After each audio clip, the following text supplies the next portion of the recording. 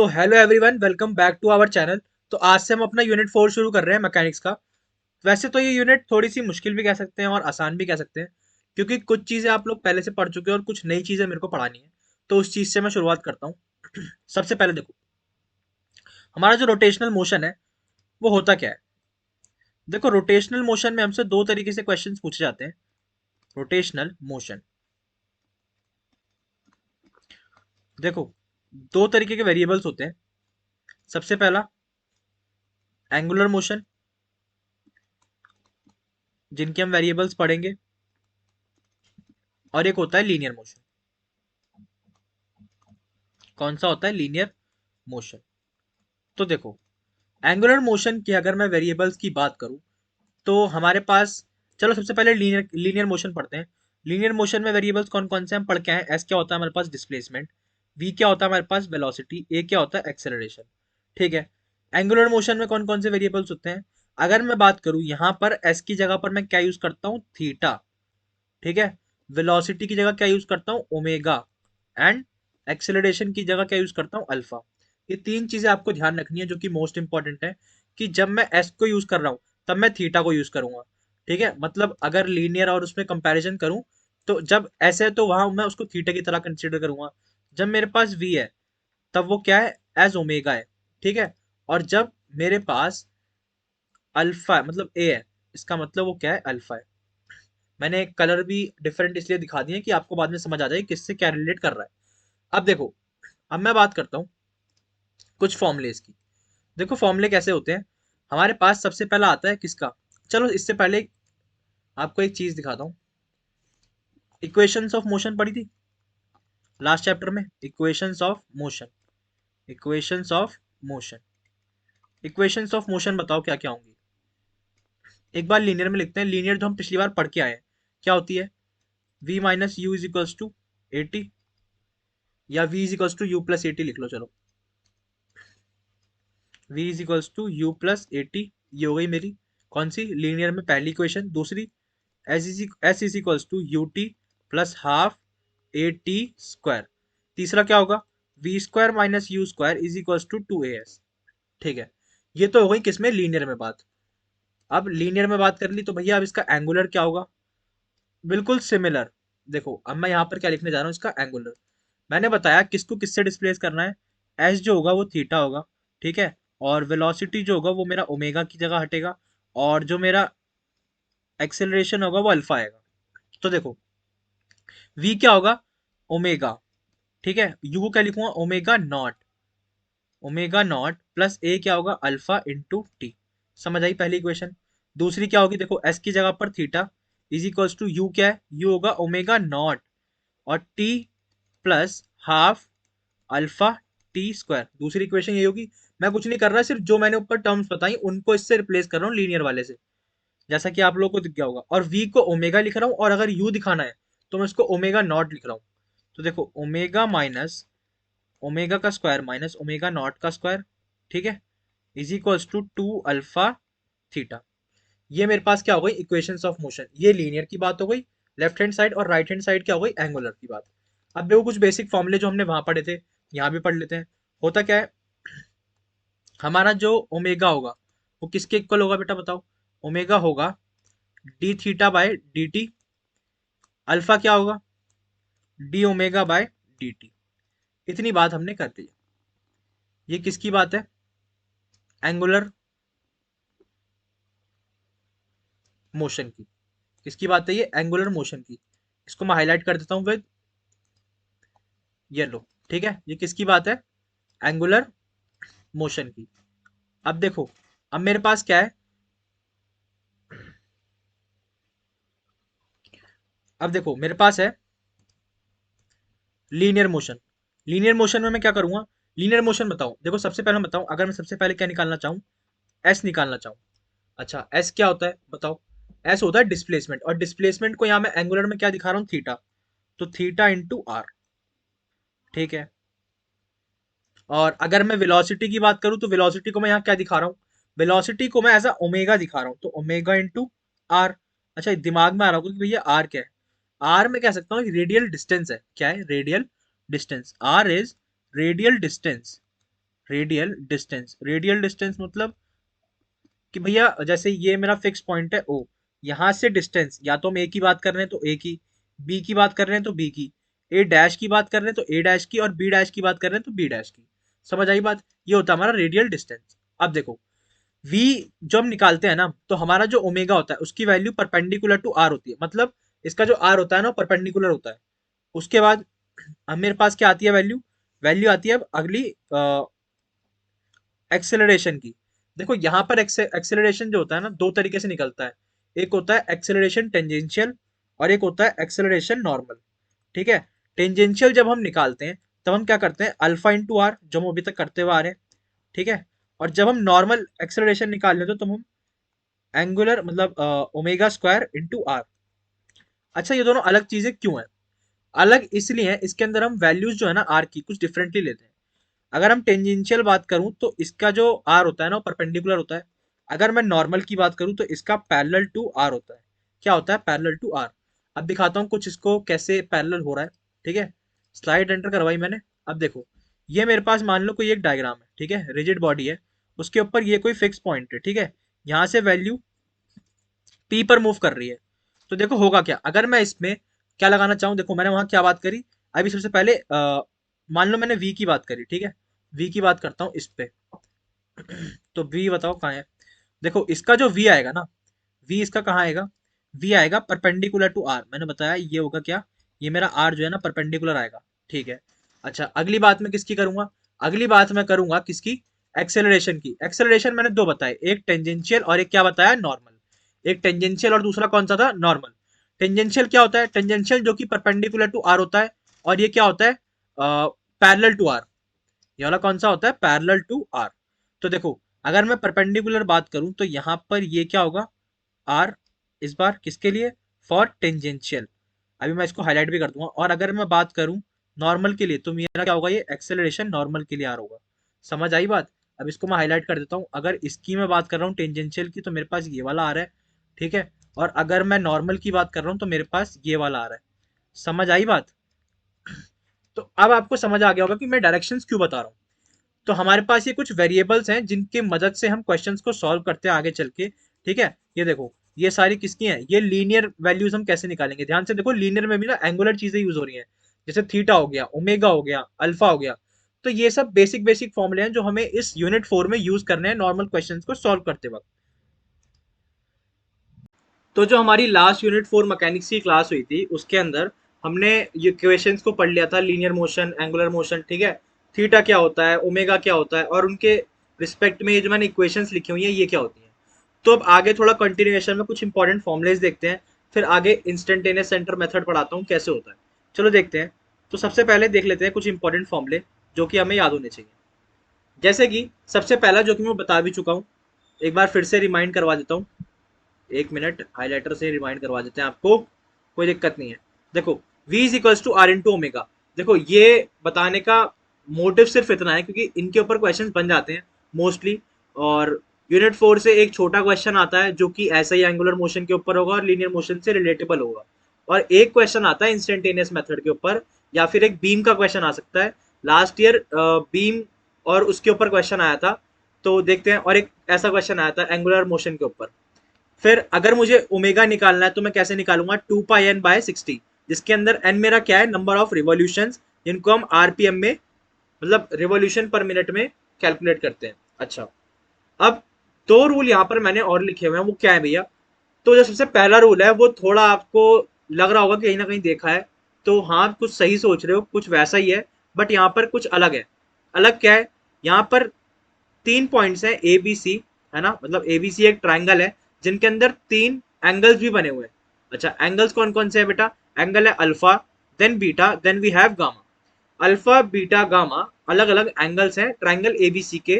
ठीक है, अब मुझे इसका ये जो फॉर्मूला लिखा हुआ है साइन रूल, ये मैं कैसे लिखूंगा? सिंपल, जो आपने लामीज थ्योरम में लगाया था, अगर आपको याद है, लामीज थ्योरम में जो लगा था क्या नाम है, अप्रोच जो थी वो सेम इसी में भी अप्रोच है क्या? अगर मैं लाइन ए बी लिखता हूँ, एक सेकेंड, अगर मैं लाइन यहाँ लिख देता हूँ, अगर मैं लाइन ए बी लिखूंगा तो मैं जस्ट इसके अपोजिट मतलब ये वाला एंगल लिखूंगा। समझ आया? अच्छा, सिमिलरली अब देखो, अगर मैं ए सी लिखता हूँ तो मेरे पास अपोजिट एंगल कौन सा है बेटा? बीटा।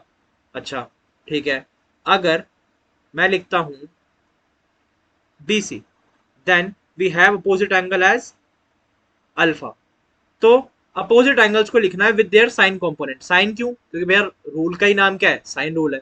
ठीक है, अच्छा नेक्स्ट रूल क्या है? Cosine rule. अच्छा, आप लोगों को ये लग रहा होगा, किसी के दिमाग में अगर ये आ रहा होगा कि भैया साइन रूल का भी यूज करना है, कोसाइन रूल का भी यूज करना है, थोड़ा सा वेट करो बताता हूँ। सबसे पहले देखो कोसाइन रूल होता क्या है। कोसाइन रूल कुछ ऐसा है कि ट्रायंगल एबीसी है जिसके अंदर सिर्फ एक एंगल दे रखा है। किसी भी एक ट्रायंगल एबीसी का एक एंगल दिया हुआ है, क्या? वो भी अल्फा। अल्फा दिया हुआ है लेट सपोज। तो अब अगर मुझे अल्फा के अपोजिट वाली साइड एसी निकालनी है, तो उसे मैं कैसे निकालूंगा? ये मेरा क्या होता है? Cosine rule. तो देखो फॉर्मूला क्या होता है। फॉर्मूला कुछ इस तरीके का है, ए बी स्क्वायर मतलब जो अल्फा के साथ लगी हुई दो साइड्स हैं, एक ये ए बी और एक ये साइड बी सी, उन दोनों का स्क्वायर, फिर उनका एडिशन, मतलब a b square plus b c square minus 2ab BC। थोड़ा थोड़ा आपको लग रहा होगा पैरेललोग्राम लॉ वाला फॉर्मूला, थोड़ा कुछ कुछ वैसा ही है। तो a b square plus b c square minus 2ab into b c, then साथ में इसी का क्या? कॉस अल्फा, मतलब जो एंगल दिया हुआ है उसी का कॉस कंपोनेंट। अच्छा, कॉस इसलिए आया क्योंकि कोसाइन रूल था। सिमिलरली वो साइन रूल इसलिए था क्योंकि वहां पर साइन आया। समझ आई बात? अच्छा, अब जो मैंने अभी थोड़ी देर पहले बात करी कि भैया ये मुझे पता कैसे लगेगा कि कहां पर कोसाइन रूल लगाना है और कहां पर साइन रूल लगाना है।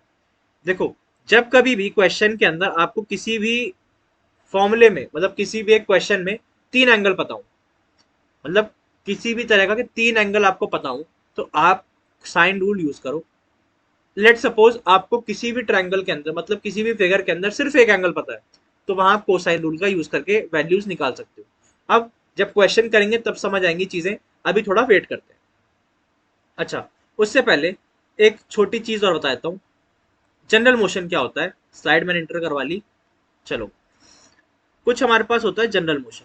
अच्छा, जनरल मोशन क्या होता है? आप लोगों ने पढ़ा होगा अपने 11th 12th में भी, बट फिर से रिवाइज कर लेते हैं। जनरल मोशन क्या होता है? जहां पर ट्रांसलेशन, ट्रांसलेशन लैंग्वेज को ट्रांसलेट करना नहीं कह रहा मैं, ये बताता हूँ कौन सा वाला, अगर आप भूल गए हो तो। वैसे याद होना चाहिए था, बहुत बेसिक है। Translation plus rotation. जहां कहीं भी किसी भी मोशन में ट्रांसलेशन प्लस रोटेशन दोनों हो रही है, मतलब ट्रांसलेशन क्या भैया? ट्रांसलेशन मतलब कोई भी बॉडी अगर आगे भी बढ़ रही है, ट्रांसलेशन का मतलब है आगे बढ़ना।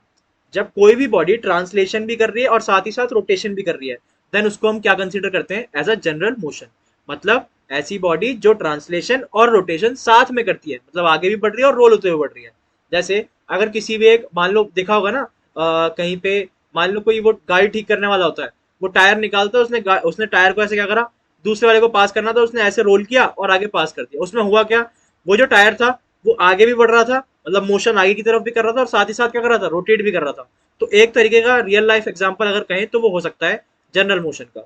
अच्छा, अब एक इंस्टेंटेनियस सेंटर मेथड देख लेते हैं, देन आगे बात करेंगे।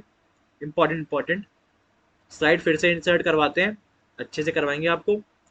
अच्छा, इंस्टेंटेनियस सेंटर ऑफ रोटेशन। ठीक है, इंस्टेंटेनियस सेंटर ऑफ रोटेशन, इसको आईसीआर भी बोलते हैं। क्या बोलते हैं बेटा? आईसीआर। ठीक है, अब आईसीआर के बारे में कुछ दो तीन पॉइंट्स हैं जो देख लेते हैं, हमें पता होना चाहिए उसके बारे में। सबसे पहली चीज, ये एक फिक्स पॉइंट होता है। It is a fix point. It is a fixed point. Fix point का मतलब इसकी जो वेलोसिटी होगी वो क्या होगी बेटा? That is zero velocity. समझ आती है इतनी बात? ठीक है, फिक्स पॉइंट होगा तभी तो वेलोसिटी जीरो होगी, वो अपनी जगह से मूव ही नहीं कर रहा, तो वो वेलोसिटी क्या ही कर रहा होगा? तो एक फिक्स पॉइंट है, that is why it has zero velocity. Then it is an imaginary point. ये एक इमेजिनरी पॉइंट होता है। It is an imaginary point. ये एक इमेजिनरी पॉइंट होता है। ठीक है भैया, ये भी समझ आ गया। नेक्स्ट पॉइंट, नेक्स्ट होता है last, it may be, it may be lie within the body, और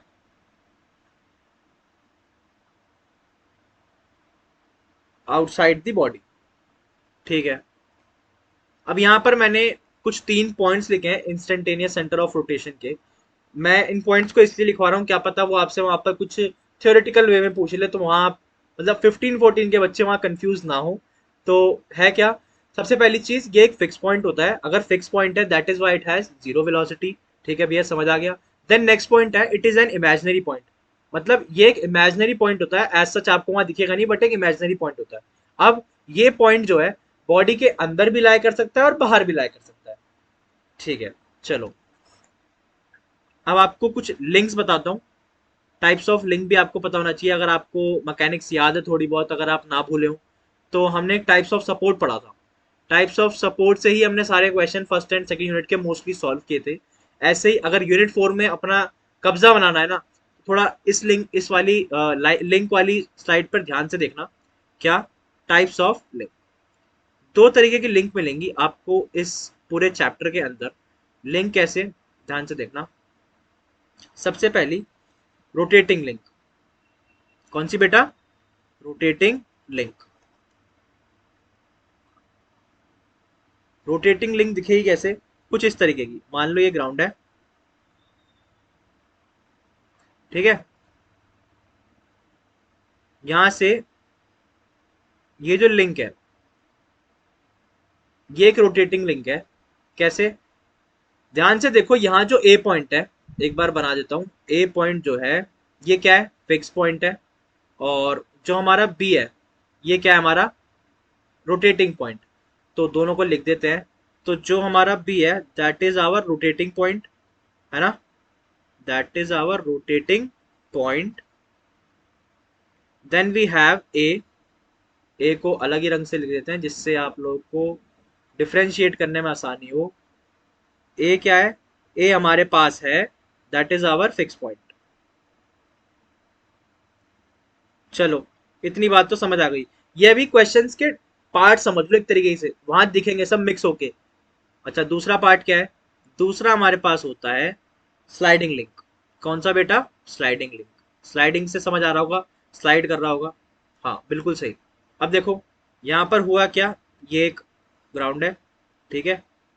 अब यहाँ से एक और सपोर्ट ले लेते हैं कुछ, ठीक है। अब जो लिंक पड़ी है वो कुछ इस तरीके से पड़ी है। ठीक है, बढ़ा लेते हैं, कोई दिक्कत नहीं है अपने पास। लिंक थोड़ी टेढ़ी मेढ़ी बन रही है, पोली हो गया है इसे, कोई दिक्कत नहीं है, चल जाएगी। चलो अब देखो, अरे यार बहुत बुरी लग रही है, मिटा ही लेते हैं इसे। एक सेकेंड, चलो अब बढ़िया है। अब देखो यहाँ इसका पॉइंट का नाम है ए और इसका बी। ध्यान से देखो, इस लिंक के अंदर ना ही कोई रोटेटिंग पॉइंट है ना ही कोई फिक्स पॉइंट है। जैसे जैसे स्लाइड होता रहेगा बी कहाँ बढ़ेगा, आगे बढ़ेगा, मतलब राइटवर्ड बढ़ेगा।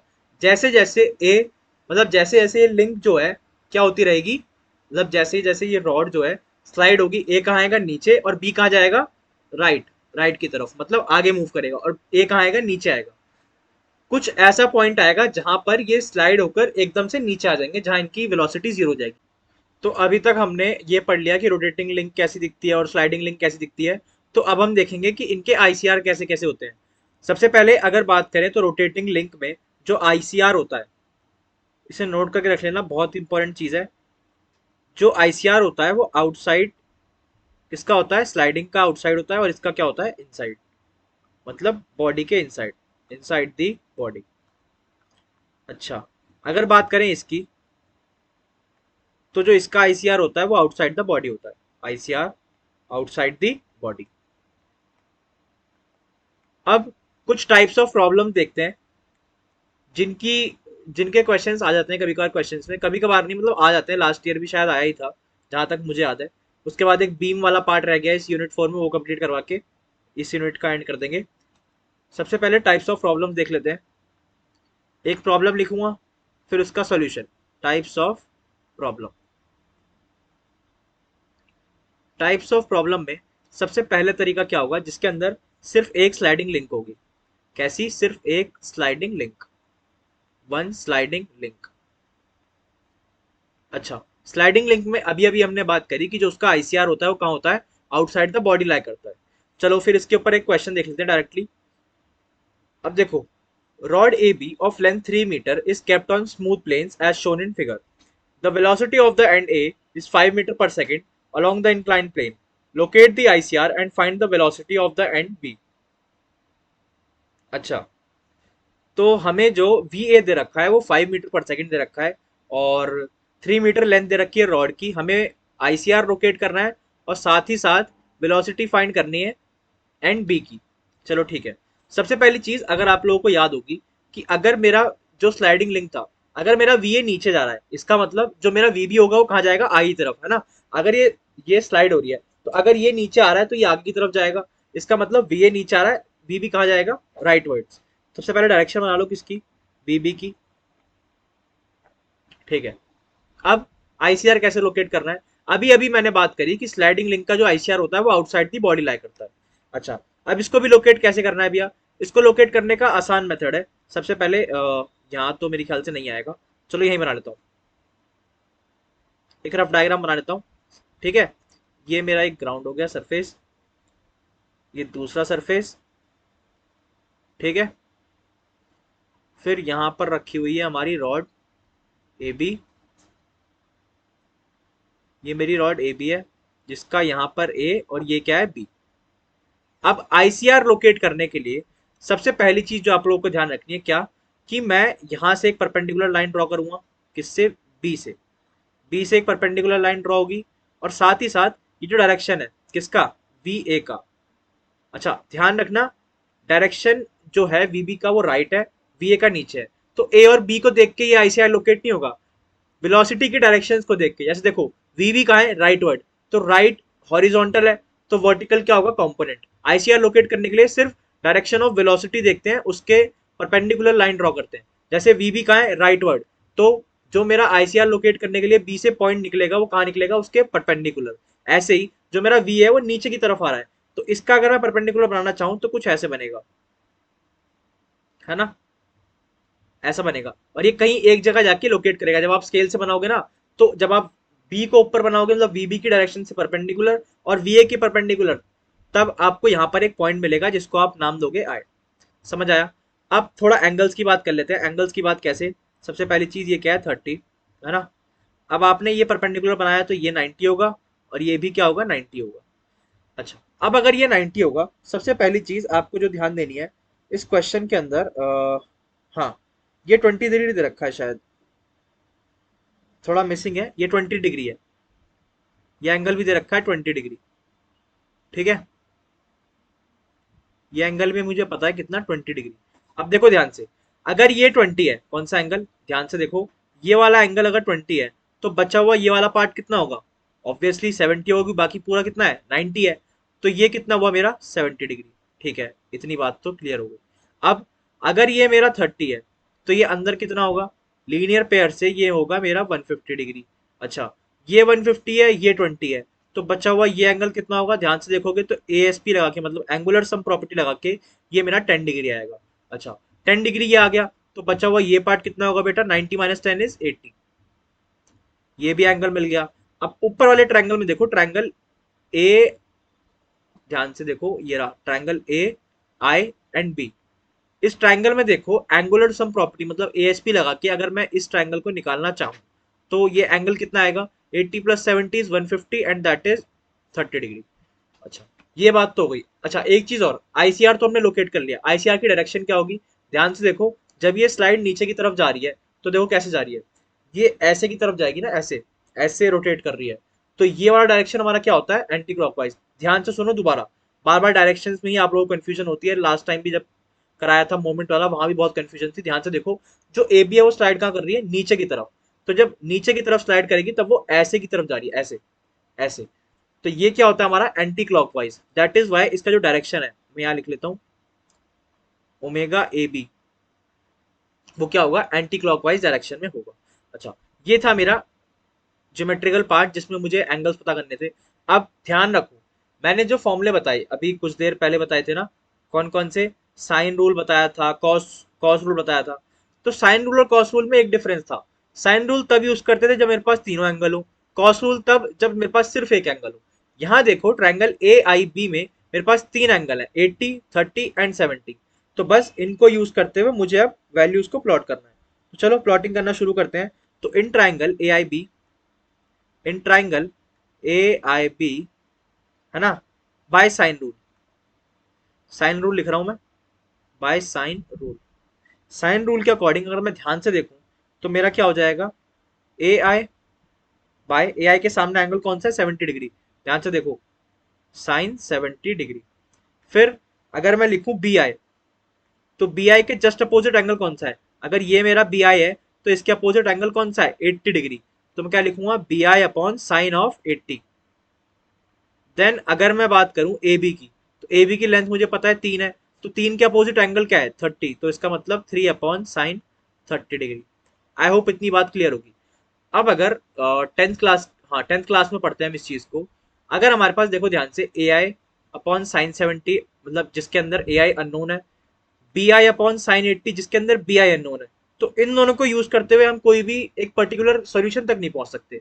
इनकी हेल्प कौन करेगा, हेल्प करेगा ये 3 अपॉन साइन 30 डिग्री।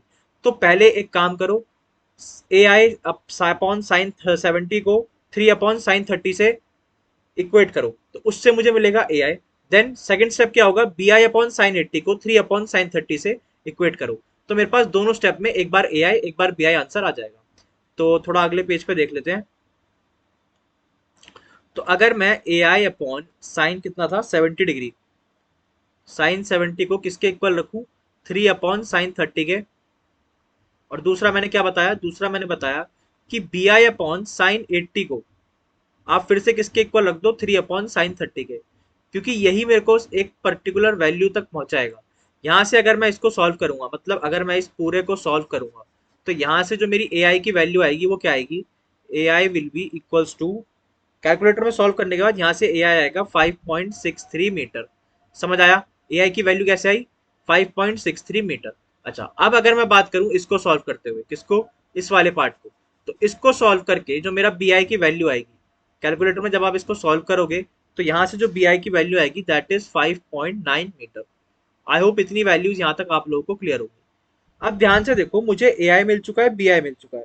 अब मुझे फाइंड करना है वी बी। वी बी कैसे फाइंड आउट होगा, तो लिंक ए बी को देखो, लिंक ए बी जो है ना, अभी अभी हमने एंगुलर वेलोसिटी का एक फॉर्मूला पढ़ा था, कौन सा formula, v is equals to are into omega, है ना। तो ध्यान से देखो कहाँ गया क्वेश्चन, क्वेश्चन ये रहा। अगर मेरे पास ये लिंक है ना, यहाँ से मैंने आईसीआर भी लोकेट कर दिया, है ना, कुछ ऐसे करके आईसीआर लोकेट हो गया। अब ये मेरा आर की तरह परफॉर्म करेगा, है ना, और ये मेरा v into V is equals to are into omega. R मिल गया, v ये पता है, तो क्या मिल जाएगा, ओमेगा ए बी मिल जाएगा। तो बस इसी को लेके सॉल्व करना है। चलो सॉल्व करते हैं। ये सब तो फालतू की चीजें मैंने बना दी हैं, हटा देते हैं। चलो आ जाओ। तो अकॉर्डिंग टू दिस क्वेश्चन अगर मैं देखूं, पॉइंट आई जो है आईसीआर है, इतना मुझे पता है। तो वी ए की जो वैल्यू आएगी वो कैसे आएगी, ए आई, ए आई को मैंने क्या माना है, आर। अभी भी मैंने बताया ए आई क्या बन चुका है अब, आर इंटू ओमेगा। ओमेगा किसका, ए बी का, लिंक ए बी, क्योंकि लिंक कौन सा है, ए बी है। तो वी ए की जो वैल्यू है दैट इज आवर 5, ए आई की वैल्यू अभी अभी क्या आई, 5.63 इंटू ओमेगा ए बी। तो जब मैं इसको सॉल्व करूंगा तो यहाँ से मेरा ओमेगा ए बी जो आएगा ना, तो वो क्या आएगा, 0.888 रेडियन पर सेकेंड। क्या आएगा, रेडियन पर सेकेंड। याद रखना ओमेगा की जो वैल्यू आती है हमेशा रेडियन पर सेकेंड में ही आती है, ठीक है। अगर कभी भी आपको कुछ और मिलता है तो पहले उसको कन्वर्ट करो रेडियन पर सेकेंड में, तब क्वेश्चन में आगे प्रोसीड करो। अच्छा मेरे को ओमेगा ए बी भी मिल गया। अब क्या करना है, मुझे मुझे वीबी की वैल्यू फाइंड करनी है जो एट द एंड मुझे क्वेश्चन में पूछी गई है। तो वीबी के लिए भी क्या सेम होगा, वीबी के लिए इस बार जो मेरा आई जो आर होगा ना, वो आर पता है क्या होगा, आर होगा बी आई, और साथ ही साथ ओमेगा क्या रहेगा, वीबी ए बी रहेगा। अब ध्यान से देखो, मुझे बी आई पता है, ओमेगा ए बी पता है, तो क्या वीबी नहीं आ जाएगा, तो आ जाएगा। ध्यान से देखो वीबी को ऐसे ही रखो, बी आई की जो वैल्यू आई अभी अभी क्या आई, 5.9 मीटर। ओमेगा ए बी की बात करूं, ओमेगा ए बी है 0.888। तो यहां से जो मेरी वीबी की वैल्यू आती है ना, वो निकल के आती है 5.239 मीटर पर सेकेंड, मीटर पर सेकेंड। तो हमें इस क्वेश्चन में क्या क्या लोकेट करना है, सबसे पहले आईसीआर लोकेट करना था। अच्छा, आईसीआर कैसे लोकेट किया, मुझे पता है स्लाइडिंग लिंक में जो मेरा आईसीआर होता है आउटसाइड द बॉडी लाई करता है, और जब रोटेटिंग लिंक होगा तो वो इनसाइड द बॉडी लाई करेगा। और दूसरा मुझे फाइंड करना था वीबी कैसे निकलेगा, मतलब डायरेक्शन ऑफ, मतलब वेलोसिटी ऑफ बी निकालना था, जबकि मुझे ए पता था। तो आई होप ये स्लाइडिंग लिंक वाला क्वेश्चन अब आप लोगों को क्लियर होगा। अब एक और टाइप की प्रॉब्लम देखेंगे और साथ ही साथ उसका सोल्यूशन भी देखेंगे। अब एक क्वेश्चन हमने स्लाइडिंग लिंक का सॉल्व कर लिया है। अब एक क्वेश्चन मैं आप लोगों को दिखा देता हूँ, ये एज अ होमवर्क है आप लोगों के लिए। अच्छा, ये जो क्वेश्चन है देख के आपको ऐसा तो नहीं लग रहा है कि ये रोटेटिंग लिंक का क्वेश्चन है ना? सबसे पहले क्वेश्चन पढ़ो, end B moves with constant velocity of 2 metre per second, find out the angular velocity of rod A B and velocity of end A, where the length of rod A B is equals to 1.5 metre. अच्छा, rod A B की length दे रखी है, velocity दे रखी है B की, आपको V A find करना है ना? हाँ ठीक है, और angular velocity of a b find करनी है। समझ गया।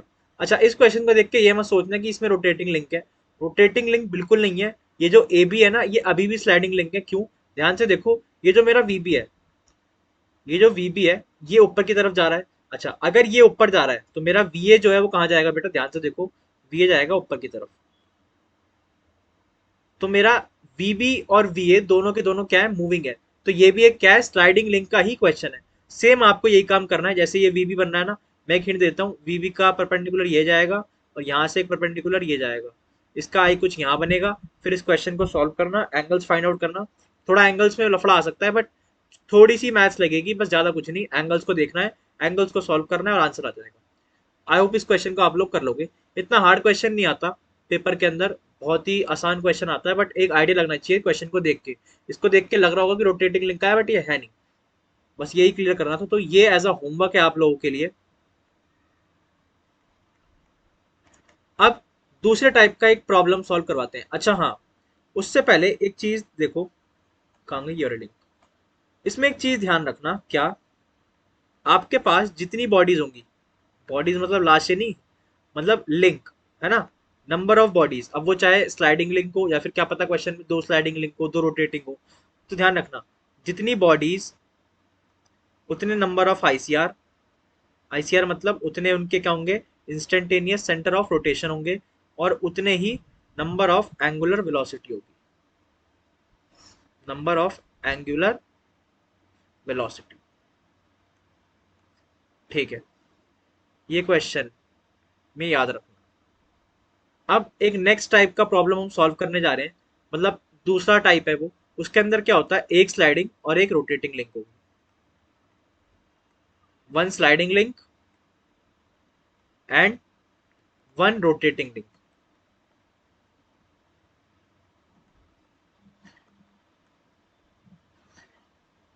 देखो, अब इसके ऊपर एक क्वेश्चन देख लेते हैं। हाँ, तो क्वेश्चन कुछ इस तरीके का है, एक सेकेंड। हाँ, ये क्वेश्चन है, ध्यान से देखो। In the mechanism shown the angular velocity of link a B is 5 radian पर सेकेंड। अब ओमेगा ए बी दिया हुआ है ना, 5 रेडियन पर second anti clockwise. Anti clockwise देखो डायरेक्शन लिखा हुआ है डायग्राम में भी। At the instant shown determine its angular velocity of link BC. अब जो बीसी का है उसका एंगुलर वेलोसिटी फाइंड करना है, और वेलोसिटी ऑफ सी फाइंड करना है, मतलब पिस्टन सी का। ध्यान से देखो, अब अगर मैं इस क्वेश्चन की ओर ध्यान दूं, चलो सबसे पहले सॉल्यूशन के अंदर आते हैं। अगर इसमें आप लोगों को ध्यान से दिख रहा होगा, जो मेरा ए बी है ना, वो एक तरीका क्या है, रोटेटिंग लिंक है। क्या है? एक rotating link. Then we have b c as sliding link, as sliding link. अच्छा, अभी अभी मैंने बात करी थी, जितनी टाइप्स ऑफ, जितनी नंबर ऑफ बॉडीज होंगी उतने ही आईसीआर होंगे और उतने ही एंगुलर वेलोसिटीज होगी। ध्यान रखो, यहाँ पर एक रोटेटिंग लिंक है, एक स्लाइडिंग लिंक है, मतलब अकॉर्डिंग टू दैट स्टेटमेंट यहाँ पर दो आईसीआर होंगे और साथ ही साथ दो क्या होंगे, एंगुलर वेलोसिटी होगी। जिसमें से एक एंगुलर वेलोसिटी ए बी जो है, मतलब ओमेगा ए बी जो है, वो मुझे गिवन है क्या, 5 रेडियन पर सेकेंड, और दूसरी मुझे फाइंड आउट करनी है, और साथ ही साथ वेलोसिटी ऑफ सी भी निकालना है। तो चलो इस क्वेश्चन को शुरू करते हैं। अच्छा, सबसे पहले मैं इस क्वेश्चन की शुरुआत रोटेटिंग लिंक से करूंगा। अच्छा भैया, रोटेटिंग लिंक से क्यों शुरुआत कर रहे हो? तो बेटा वहां पर अगर आप ध्यान से देखोगे ना, तो ओमेगा ए भी मुझे रोटेटिंग लिंक के पास ही दिया हुआ है, वो भी एंटी क्लॉकवाइज डायरेक्शन में। तो मैं स्टार्टिंग रोटेटिंग लिंक से करता हूँ। अच्छा, अब बात आती है कि रोटेटिंग लिंक भैया आप सॉल्व कैसे करते हो, आईसीआर उसमें लोकेट कैसे करते हैं। स्लाइडिंग लिंक तो आपने सिखा दिया। अच्छा, रोटेटिंग लिंक में आईसीआर सबसे पहली बात मैंने बताया था इनसाइड द बॉडी लाई करता है। चलो, इनसाइड द बॉडी के लिए अगर मेरा जो लिंक है वो कहाँ जा रहा है, एंटी क्लॉकवाइज, तो जो डायरेक्शन ऑफ बी है वो मुझे बता दो कैसी होगी। तो एक सेकेंड, हाँ, तो मेरी जो डायरेक्शन होगी बी की वो कुछ इस तरफ होगी, है ना। अच्छा, अब अकॉर्डिंग टू दैट स्टेटमेंट कि जहां पर भी वेलोसिटी की डायरेक्शन हो उसके जस्ट परपेंडिकुलर क्या बनता है, आईसीआर लोकेट होता है। तो अगर मैं इसके परपेंडिकुलर आईसीआर लोकेट करूं, ये मान लो, है ना, तो जो आईसीआर है वो घूम फिरा के कहाँ जा रहा है, ए के ऊपर। तो हमने अभी पढ़ा था कि जो आईसीआर होता है रोटेटिंग लिंक का वो इनसाइड द बॉडी लाई करता है।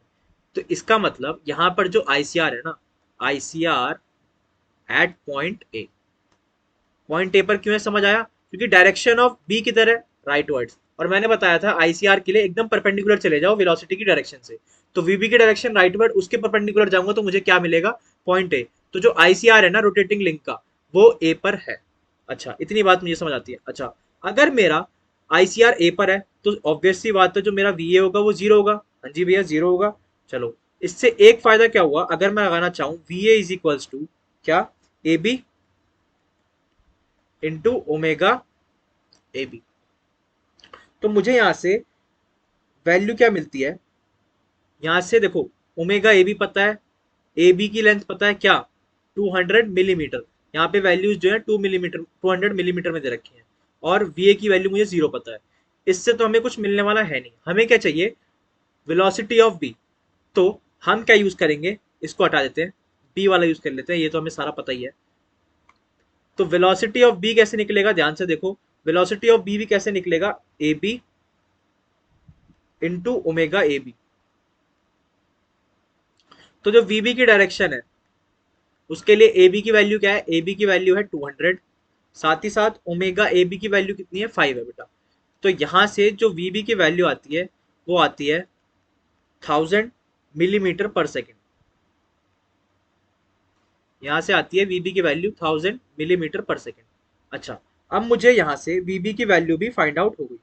अब मुझे फाइंड करना है किसका, दूसरा एंगुलर वेलोसिटी जो कि बीसी का होगा, और साथ ही साथ वेलोसिटी एट सी फाइंड करना है। ठीक है, तो चलो स्टार्ट करते हैं। अब रोटेटिंग लिंक को लेते हुए हमने वीबी तो फाइंड आउट कर लिया। अब हमारे पास दूसरी लिंक किस तरीके की है, दूसरी लिंक है हमारी स्लाइडिंग लिंक।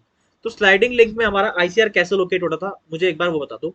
तो आईसीआर लोकेट कैसे होता था, अच्छा उससे भी पहले मुझे एक बार डायरेक्शन ऑफ सी बता दो। डायरेक्शन ऑफ सी बहुत ध्यान से देखना, अगर मैं वीबी का डायरेक्शन देखूं जब कहा जा रहा है राइटवर्ड जा रहा है, तो बताओ सी कहाँ मूव करेगा। तो देखो, सी सबसे पहली बात ना तो राइट जा सकता है ना लेफ्ट जा सकता है, क्योंकि आप लिंक को तोड़ थोड़ी सकते हो। आपने ये थोड़ी बोल दिया कि मैं एक काम कर रहा हूँ, मैं सी को ना और राइट ले जा रहा हूँ, तो लिंक तो ऐसे टूट जाएगा ना। तो एक चीज तो क्लियर है क्या, यहाँ ये लेफ्ट जाएगा ना ये राइट जाएगा, ये दो ही चीजों में मूव करेगा, या तो अपवर्ड या डाउनवर्ड। अच्छा, अब इसमें भी थोड़ा सा डिफरेंस लाते हैं क्या, अगर मैं ध्यान से देखो इस लिंक को ऊपर लेके जाऊं, ये जो सी है इसको ऊपर लेके जाऊं, तो अगर आप ध्यान से ऑब्जर्व करोगे तो अगर इस सी को मैं ऊपर लेके जा रहा हूँ ना, तो जो लेंथ ऑफ बीसी है, मतलब जो लिंक बीसी का लेंथ है ना, वो बहुत छोटा हो जाएगा। और हम पढ़ क्या रहे हैं, काइनेमेटिक्स ऑफ रिजिड बॉडी। तो रिजिड बॉडी की क्या आप कभी शेप चेंज कर सकते हो, नहीं, ना ही आप उसे कम कर सकते हो ना ही उसे बढ़ा सकते हो। तो अगर मैं सी को ऊपर लेके जा रहा हूँ तो जो लेंथ ऑफ बीसी है ना वो श्रिंक हो रही है, मतलब छोटी हो रही है, और वो पॉसिबल है ही नहीं रिजिड बॉडी में। तो हमारे पास एक ही सोल्यूशन बचता है क्या, कि जो सी की डायरेक्शन होगी ना बेटा वो कहाँ होगी, डाउनवर्ड होगी। तो अगर मैं सी की डायरेक्शन बनाना चाहूँ तो कहाँ बनेगी, डाउनवर्ड। अच्छा, अकॉर्डिंग टू दिस फिर से वही, बीबी कहाँ जा रहा है, राइटवर्ड, तो इसके परपेंडिकुलर वैल्यू कहाँ बनेगी, ये रही। ठीक है, वीसी कहाँ जा रहा है, वीसी जा रहा है डाउनवर्ड, तो इसके परपेंडिकुलर लाइन कहाँ बनेगी, ये रही। सो ये मेरा क्या बन गया, एक आई, मतलब instantaneous centre of rotation of sliding link BC का। ठीक है, इतनी बात आई होप क्लियर होगी। मैं ए वाली लाइन्स हटा देता हूँ, आई बना देता हूँ बस वहां पर। ठीक है, अब सॉल्व करना शुरू करो। सॉल्व कैसे शुरू होगा मैं बताता हूँ। लिंक बीसी के अंदर आओ। अब हम बात किसकी कर रहे हैं बेटा, लिंक बीसी की। तो लिंक बीसी के अंदर कौन सा पॉइंट आई जो है, एक आईसीआर है, अभी हमने पीछे लोकेट किया। Point I is an ICR, point I क्या है बेटा, एक आईसीआर है। अच्छा, साथ ही साथ अब मुझे वीबी की डायरेक्शन पता है ना, तो b i into omega BC. यहाँ से देखो वीबी की जो वैल्यू है वो क्या आई थी, अभी अभी हमने पीछे निकाली 1000 आई। बीआई की जो लेंथ है वो क्या है, ध्यान से देखो। तो ये जो मेरा बीआई है, यहाँ से वो कितना दे रखा है, 150 मिलीमीटर। तो यहाँ से मुझे इसकी वैल्यू क्या मिली, 150 इंटू ओमेगा बी सी। ध्यान से देखो, यहाँ से ओमेगा बी सी की जो वैल्यू आएगी आफ्टर कैलकुलेटिंग, तो यहाँ से जो वैल्यू आएगी वो आएगी 6.66 रेडियन पर सेकेंड। समझ आया? तो यहाँ से ओमेगा बी सी की भी वैल्यू मुझे मिल गई। अच्छा, जो हमने स्टार्टिंग में बात की थी कि अगर जितनी बॉडी होंगी उतने ही आईसीआर उतने ही एंगुलर वेलोसिटी, तो ध्यान से देखोगे दो बॉडी थी, कौन कौन सी, एक रोटेटिंग लिंक एक स्लाइडिंग लिंक। दो आईसीआर बने, एक आईसीआर खुद ए में था और एक पॉइंट आई अभी अभी हमने लोकेट किया, दो आईसीआर भी मिल गए। साथ ही साथ दो एंगुलर वेलोसिटी, तो दो एंगुलर वेलोसिटी, एक ए भी मुझे पता थी 5 रेडियन पर सेकेंड, और एक अभी एंगुलर वेलोसिटी बीसी मिल चुकी है 6.66 रेडियन पर सेकेंड। ठीक है, तो वो स्टेटमेंट तो हमारी क्लैरिफाई हो गई। अब बात आती है मुझे velocity at c find out करना है। तो देखो बहुत इजी है, वेलोसिटी ऑफ सी में क्या होगा, V C is equal to C I लिखा जाएगा, है ना, सी आई इंटू में ओमेगा बी सी। तो वी सी की जो वैल्यू है वो हमें फाइंड आउट करनी है। सी आई की लेंथ जो है, सी आई की लेंथ अगर आप ध्यान से देखोगे यहाँ पर, तो ये कितनी है, 450 मिलीमीटर।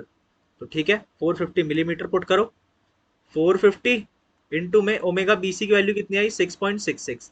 तो यहाँ से जो मेरी वी सी की वैल्यू आती है वो आती है 3000 मिलीमीटर पर सेकेंड, मिलीमीटर पर सेकेंड। आई होप इस क्वेश्चन को देख के इतनी घबराहट नहीं मचेगी। लास्ट ईयर भी क्वेश्चन एक आया था ऐसा, मतलब ज्यादा नहीं, पांच पांच नंबर का आएगा, 5-6 नंबर का। बहुत ही रेयर हो सकता है कि 6 नंबर का है, 5 नंबर का क्वेश्चन आएगा। कुछ नहीं करना, आईसीआर रोटेट करना है, कहाँ पर, रोटेटेड लिंक होगी तो inside the body, sliding link होगी तो आउटसाइड द बॉडी।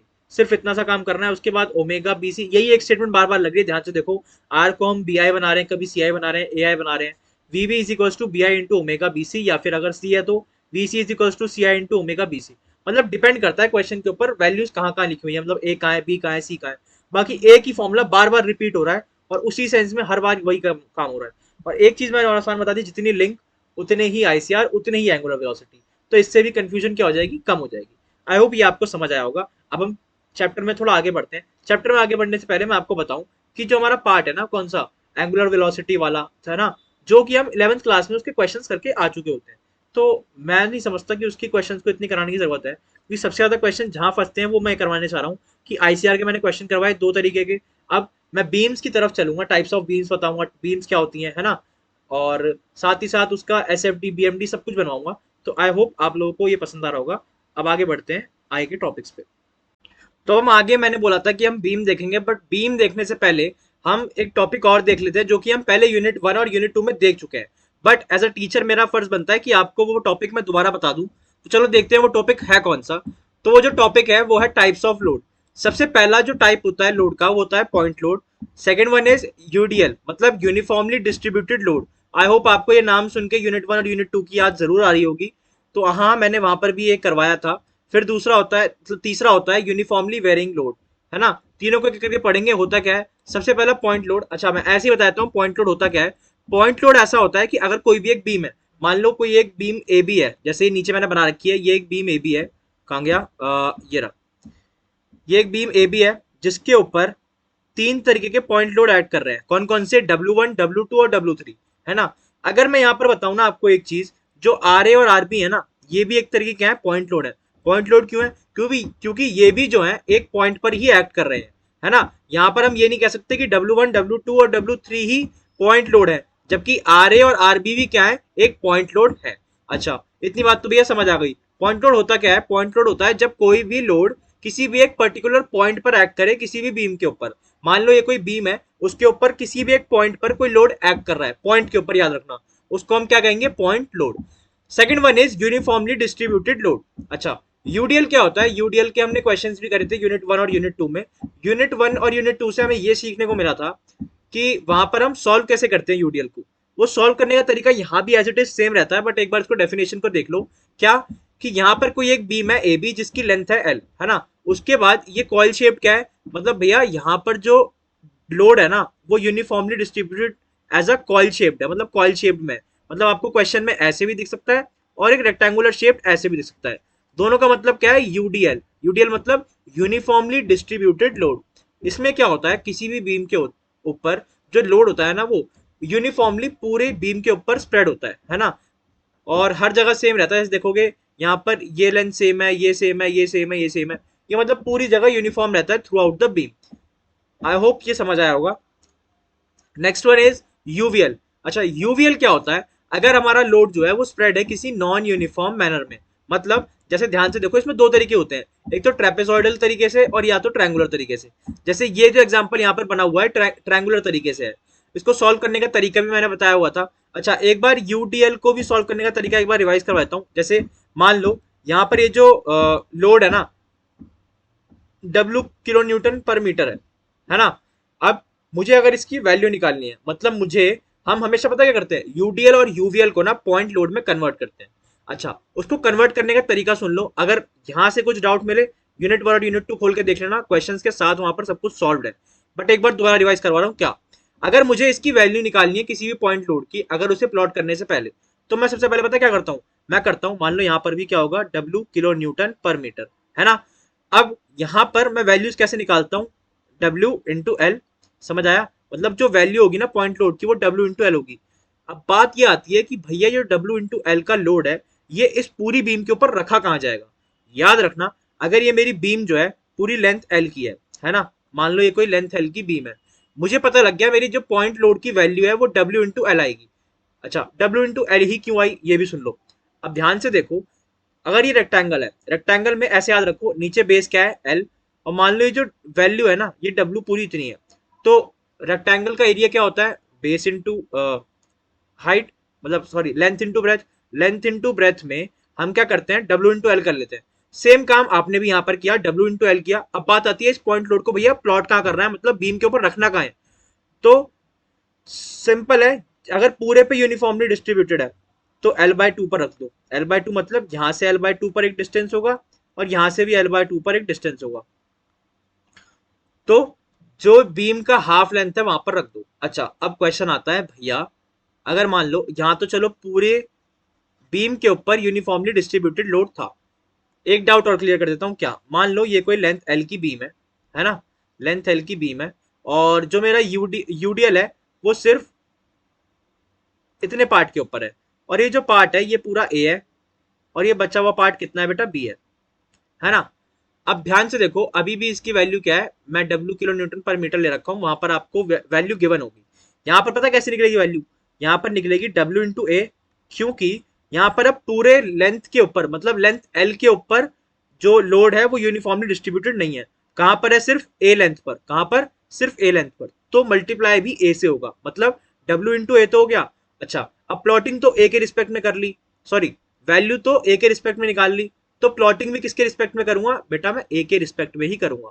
मतलब अब यहां से ये जो पूरा डिस्टेंस ए है, मान लो ये जो पूरा डिस्टेंस ए है ना, इसके ही हाफ ऑफ में, मान लो मेरा हाफ ऑफ आया यहाँ पर, मतलब मेरा हाफ ऑफ कहीं यहाँ पर आ गया, तो इसके ए बाय टू पर मैं क्या करूंगा, इसको प्लॉट कर दूंगा।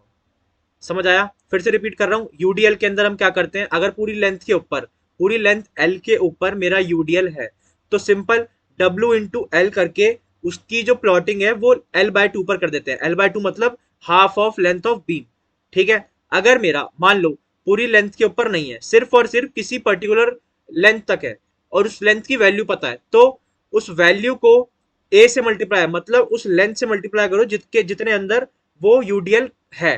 फिर उसके बाद उसको प्लॉट कैसे करना है, प्लॉट भी उसी लेंथ पे, जितने लेंथ पर यूडीएल है उसी के हाफ ऑफ में, ये याद रखना। आई होप इतनी बात समझ आई होगी, इसमें कंफ्यूजन क्रिएट मत करना, बहुत ईजी है। अच्छा, अब देख लेते हैं बेटा यूवीएल कैसे सॉल्व करते हैं।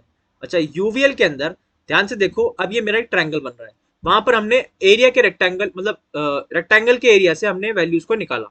यहाँ पर क्या बन रहा है बेटा, ट्रायंगल बन रहा है, तो ट्रायंगल का एरिया अगर मुझे पता है तो हाफ बेस इंटू हाइट होता है ना।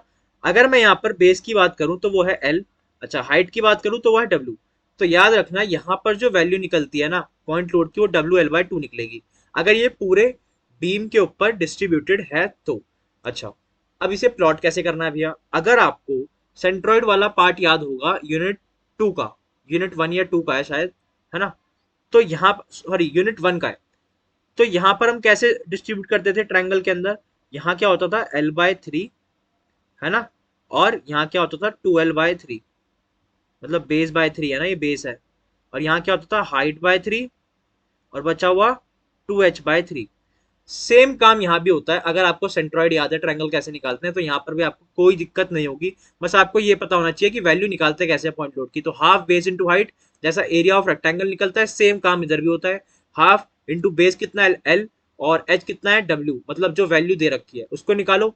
फिर एक पॉइंट को यहाँ से देखो, यहाँ एक पॉइंट बना लो, है ना, एक्सिस मान के, ये b/3 पर प्लॉट कर दो। अगर आपका मन करे कि मैं इधर से प्लॉट करना चाहता हूँ, तो 2b/3 डिस्टेंस पर प्लॉट करना।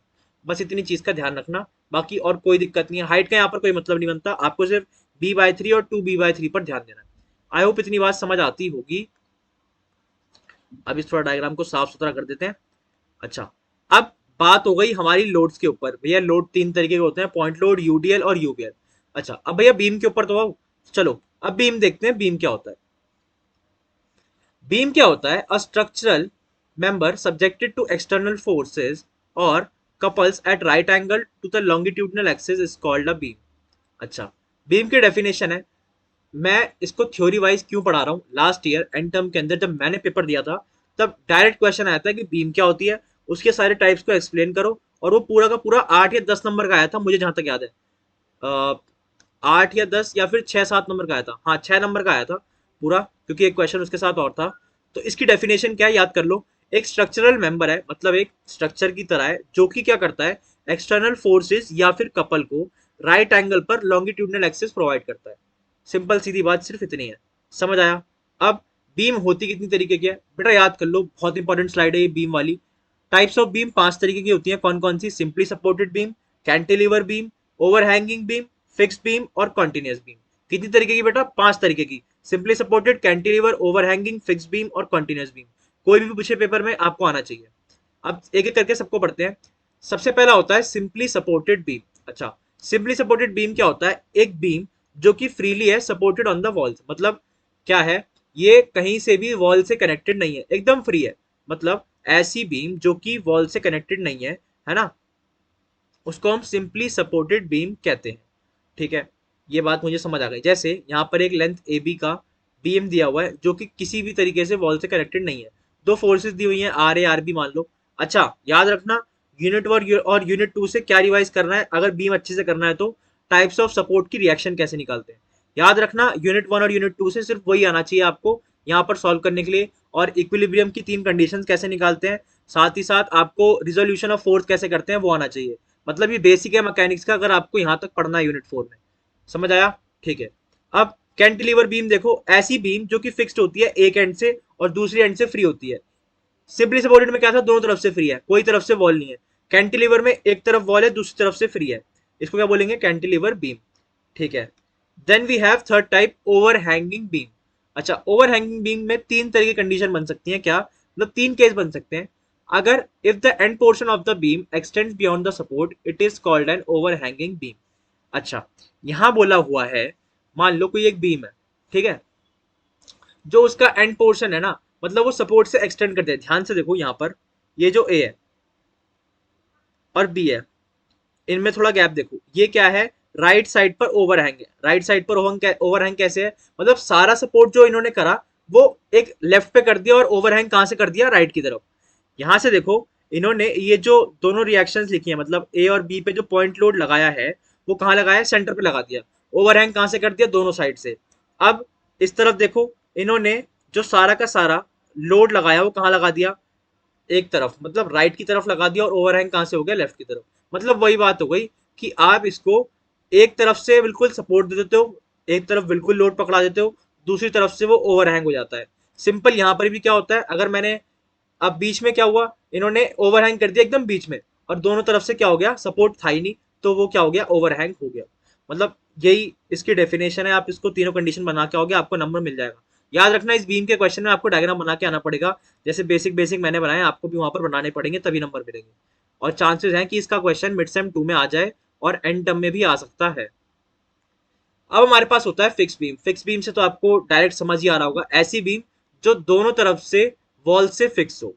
समझ आया? मतलब ए साइड पे भी वॉल है और बी साइड पे भी वॉल है, और उसकी लेंथ हमेशा हम एल ही ले रहे हैं। अच्छा, फिर आता है continuous beam. A beam which is supported on more than 2 support at least 3 support is called a continuous beam. कैसे? यहां देखो, अब यहाँ लिखा हुआ है two span continuous beam. Two span क्यों भैया? यहाँ पर पॉइंट लोड तो 3 है, पॉइंट लोड तो 3 है, बट L1 और L2 यहाँ हम लेंथ के बेसिस पे स्पैन को बता रहे हैं। अब यहाँ देखो, ऐसा बीम जिसके अंदर दो या दो से ज्यादा सपोर्ट प्रोवाइड हो जाए उसको कॉन्टिन्यूअस बीम कहते हैं। मतलब दो भी नहीं, एटलीस्ट 3 तो होने ही चाहिए। मतलब कॉन्टिन्यूअस बीम की कंडीशन ये है कि 3 सपोर्ट होने ही चाहिए। जैसे यहाँ पर देखो, एक सपोर्ट, दो सपोर्ट और 3 सपोर्ट, है ना। सिमिलरली 3 स्पैन कॉन्टिन्यूअस बीम में क्या है? एक सपोर्ट, दो सपोर्ट, 3 सपोर्ट और 4 सपोर्ट। 4 सपोर्ट यहाँ पर प्रोवाइड है, मतलब एटलीस्ट 4 सपोर्ट तो होंगे ही होंगे। अच्छा, अब हमारे पास आता है SFD और BMD, जो कि बहुत इंपॉर्टेंट टॉपिक है। मतलब लास्ट ईयर हमने भी सोचा था कि पेपर में नहीं आएगा, मतलब टीचर्स ने पढ़ाया तो था बट लगा नहीं था कि सिलेबस में एज सच लिखा नहीं हुआ था कहीं। इस बार भी हम इसके ऊपर रिस्क नहीं ले सकते, इसलिए मैं आपको करा देता हूँ। बहुत आसान होता है कॉन्सेप्ट। अब देखो, सबसे पहला भैया SFD और BMD होता क्या है? चलो पहले इसकी फुल फॉर्म जान लेते हैं। SFD and BMD, SFD and BMD, तो ये होता है shear force diagram. Shear force diagram. अच्छा, then we have BMD। BMD क्या होता है बेटा? BMD होता है बेंडिंग मोमेंट डायग्राम। क्या होता है? Bending moment diagram.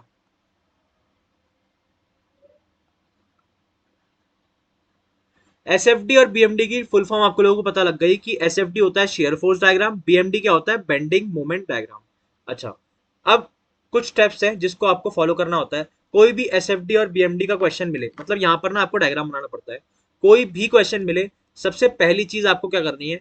इसके अंदर रिएक्शंस निकालनी है। रिएक्शंस कैसे? जैसे हमने यूनिट 1 और यूनिट 2 में हमने क्वेश्चंस को सॉल्व किया था। सबसे पहले हम क्या करते थे? अगर हमारे पास कोई भी सपोर्ट होता था, सपोर्ट हटाते थे, और सपोर्ट को हटाते ही रिएक्शंस लगाते थे।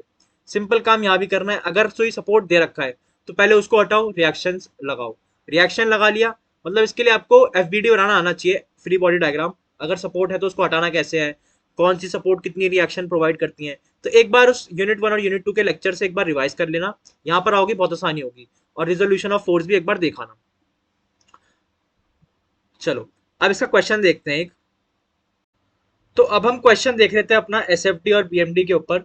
तो यहाँ पर मैंने एक क्वेश्चन लिख के रखा हुआ है। A simply supported beam of span 5 metre, मतलब जो उसकी लेंथ है वो 5 मीटर दे रखी है। कैरीज 2 पॉइंट लोड, मतलब 2 पॉइंट लोड दे रखे हैं उसके पास, एक 5 किलो न्यूटन का और एक 7 किलो न्यूटन का, as shown in figure. Draw SFD and BMD showing the important values. तो इस क्वेश्चन को इस पे सॉल्व करना थोड़ा मुश्किल है, क्योंकि इसके अंदर मुझे डायग्राम बनाना पड़ेगा। तो मैंने इसे कॉपी पे अपनी सॉल्व करके रखा हुआ है, जिससे मैं आप लोगों को शो कर सकूं। तो चलो एक बार एक एक स्टेप को देखते हैं, और ध्यान से करना है एक एक स्टेप को, जैसा मैं बताऊंगा आप लोगों को। अब देखो, सबसे पहला मैंने जो डायग्राम है वो बना के रखा हुआ है। अब मैंने आपको बताया इसके अंदर सबसे पहला स्टेप होता है ना, वो हमें इसके अंदर सबसे पहले रिएक्शंस निकालनी होती है। क्या निकालनी होती है बेटा? रिएक्शंस। ठीक है, सबसे पहला काम मुझे होता है कि मैं RA और RB की वैल्यू निकालूंगा। ठीक है, मैंने RA और RB की वैल्यू कैसे निकाली? सिंपल, जो मेरे पास 3 इक्विलिब्रियम कंडीशंस थी, कौन कौन सी? 3 इक्विलिब्रियम कंडीशन कौन कौन सी? एक sigma f of x is equals to 0, और sigma f of y is equals to 0, और साथ ही साथ किसी भी एक पॉइंट पर मोमेंट इक्वल्स टू 0 कर लेना। ये 3 इक्विलिब्रियम कंडीशंस को यूज करके मैं इसके अंदर दिए हुए RA और RB को फाइंड आउट करूंगा। तो RA ये रहा और RB ये रहा, है ना। अब दो पॉइंट लोड कौन कौन से? 5 किलो न्यूटन और 7 किलो न्यूटन मुझे गिवन है ना। कुछ कुछ डिस्टेंस भी गिवन है, 1.5 मीटर, 2 मीटर और 1.5 मीटर। अच्छा, अब देखो इसके अंदर फाइंड कैसे कर सकते हैं। सिंपल, सबसे पहले मैंने इक्विलिब्रियम कंडीशन लगाई, कौन सी? Moment is equals to 0। अच्छा, मोमेंट अबाउट ए क्यों लिखा आपने? एफ ऑफ एक्स या फिर एफ ऑफ वाई वाली कंडीशन क्यों नहीं यूज करी? अगर आप ध्यान से देखो, एक्स पर कोई भी कंपोनेंट या फिर कोई भी फोर्स या फिर कोई भी पॉइंट लोड नहीं है ना। तो इसका मतलब एक्स वाली कंडीशन से तो कभी भी RA और RB आने वाले नहीं है। अच्छा, अगर मैं बात करूं sigma f of y is equals to 0 से, अगर मैं directly sigma f of y is equals to 0 करता हूं, तो मेरे पास दो अननोन रह जाएंगे, कौन कौन से? RA और RB। तो मैं डायरेक्टली दो अननोन को यूज करके कुछ फायदा तो है नहीं। तो डायरेक्टली मैं शुरुआत किससे करता हूँ? मोमेंट की इक्वेशन से। और मोमेंट लगाना आपके ऊपर डिपेंड करता है कि आप पहले ए से लगाना शुरू करो या बी से। ए पर लगाओगे बी मिलेगा, बी पर लगाओगे ए मिलेगा। तो डिपेंड करता है आप किससे शुरू करना चाहते हो। मैंने लिख दिया moment about a is equals to 0। Moment about a is equals to 0 करते ही मुझे क्या मिला? 5 इंटू मतलब इस 5 के रिस्पेक्ट में 1.5 डिस्टेंस था। अच्छा, लास्ट टाइम जब मैंने मोमेंट पढ़ाया था यूनिट 1 या 2 में जो भी था, वहां पर बच्चों को बहुत दिक्कत हो रही थी कि भैया डायरेक्शन देख कैसे रहे हो, बार बार मैसेज आ रहे थे। तो होता क्या है, मान लो ये थंब है मेरा, मैंने मोमेंट अबाउट ए निकालना शुरू किया है, तो मैं थंब को क्या कर रहा हूँ, ए के ऊपर रख रहा हूँ, है ना, और ये जो मेरी इंडेक्स फिंगर है इसको मैं ऐसे ही स्टिल रख रहा हूँ, ये मेरा ए के ऊपर है। अब जो मेरा 5 है वो कहाँ जा रहा है, 5 मेरा अभी नीचे की तरफ जा रहा है, ए को मैंने फिक्स रखा, मतलब ये जो मेरा ए है इसको फिक्स रखा, और 5 की डायरेक्शन में इंडेक्स फिंगर को घुमाया। तो क्या इंडेक्स फिंगर मेरी कहाँ जा रही है, अगर मैं ध्यान से देखूं मेरी इंडेक्स फिंगर कहाँ जा रही है, क्लॉकवाइज जा रही है। दैट इज वाई मेरा 5 जो है वो पॉजिटिव आएगा।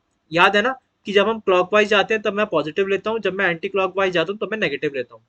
तो सेम यही चीज मैं यहाँ पर अप्लाई कर रहा हूँ। तो ये जो 5 है, उंगली रखने पर ये ए पर 5 के रोटेशन में घुमाने पर ये क्या मिल रहा है मुझे, क्लॉकवाइज। दैट इज वाई मेरा 5 जो आया वो क्या आया, +5 इंटू में विद डिस्टेंस, क्योंकि मोमेंट क्या होता है, फोर्स इंटू डिस्टेंस। तो फोर्स क्या था 5, और याद रखना अगर वर्टिकल फोर्स है, वर्टिकल फोर्स मतलब जो कि यहाँ पर 5 है, तो हॉरिजॉन्टल क्या होगा, distance, vertical force horizontal distance. तो 5 और कितनी दूर है ए से 5, 1.5 की डिस्टेंस पे जो कि ये है। अच्छा, उसके बाद 7, फिर से ए के ऊपर थंब रखो और 7 की डायरेक्शन में इंडेक्स फिंगर को घुमाओ, क्योंकि 7 का जरा नीचे, तो मैंने नीचे घुमाया तो फिर से मुझे क्या दिख रहा है, वो क्या जा रहा है, क्लॉकवाइज जा रहा है। तो क्लॉकवाइज जा रहा है इसका मतलब पॉजिटिव। तो 7 इंटू 3.5, अब 3.5 कहां से आया भैया, ए का 7 से डिस्टेंस कितना है, 1.5 प्लस 2 दैट इज आवर 3.5। समझ आया। अच्छा, अब आरबी नेगेटिव क्यों लिखा है भैया, ए के ऊपर फिर से थंब रखो, आरबी की डायरेक्शन में घुमाओ, आरबी इस बार कहां जा रहा है, ऊपर जा रहा है। तो आरबी की डायरेक्शन में घुमाने से मुझे पता लग रहा है कि जो मेरा आरबी है वो मेरा एंटी क्लॉकवाइज डायरेक्शन में मूव कर रहा है। तो एंटी क्लॉकवाइज की वजह से मेरे पास नेगेटिव साइन आया। और 5 कहां से आया भैया, फिर से वही, ए का डिस्टेंस आरबी से 5 है, कैसे, 1.5 plus 2 plus 1.5 that is our 5। I hope ये बात समझ आ गई होगी मोमेंट निकाला कैसे, है ना। मैंने रिवाइज करवा दिया, आप बार बार डाउट मत पूछना, पूछ भी लोगे तो कोई दिक्कत नहीं है। देखो अब यहां से मेरी जो आरबी की वैल्यू आती है सब कुछ सॉल्व करने के बाद, वो आती है RB is equal to 6.4 kilo newton. ठीक है, मेरे पास आरबी की तो वैल्यू आ गई। अब दूसरी कंडीशन, मैंने जैसा कि बताया कि सिग्मा एफ ऑफ एक्स तो हम लगा ही नहीं सकते क्योंकि एक्स में कोई फोर्स है नहीं। हाँ, आरबी मिल गया, अब मैं सिग्मा एफ ऑफ वाई लगा सकता हूँ क्योंकि अब मेरे पास एक नोन है और एक अननोन है।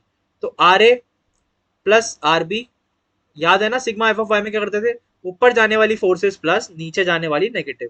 ध्यान से देखो, आर ए ऊपर जा रहा था तो positive r a, r b ऊपर जा रहा है तो पॉजिटिव आर बी, 5 और 7 नीचे आ रहे हैं तो -5 और -7 इज इक्वल टू 0। ठीक है, अब आर ए की वैल्यू यहां से क्या आई, 5.6 किलो न्यूटन, जो कि मुझे आर बी की वैल्यू पता थी, मैंने इसके अंदर पुट कर दी तो मुझे क्या मिला, आर ए की भी वैल्यू मिल गई जो कि क्या थी, 5.6 किलो न्यूटन। इसके बाद डायरेक्टली मुझे पता क्या करना होता है, इसके बाद मुझे फाइंड आउट करना होता है शेयर फोर्स कैलकुलेशन। मतलब अब हम एस एफ डी बना रहे हैं, है ना, शेयर फोर्स डायग्राम और बीएमडी, तो उनकी कुछ कैलकुलेशंस करनी पड़ती हैं। अब इसके लिए भी अपने अलग अलग रूल हैं। रूल क्या है, ध्यान से सुनना, इन्हीं के बेसिस पे आपको डायग्राम बनाने में इजी होगा।